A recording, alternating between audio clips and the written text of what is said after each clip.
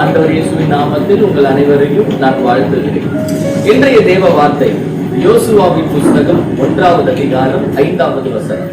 வேதம் சொல்லுகிறது, நீ உயிரோடு இருக்கிற நாளெல்லாம் ஒருவனும் உன்னை எதிர்த்து நிற்பது இல்லை. இன்றைக்கு பல நேரங்களில பிசாசின் மூலமாக அநேக எதிர்ப்புகளை நாம் சந்திக்கிறோம்.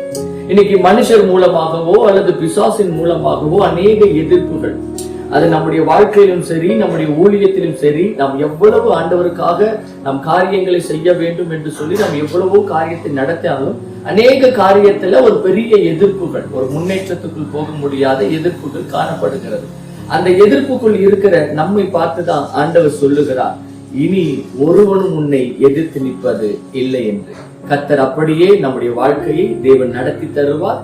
God bless.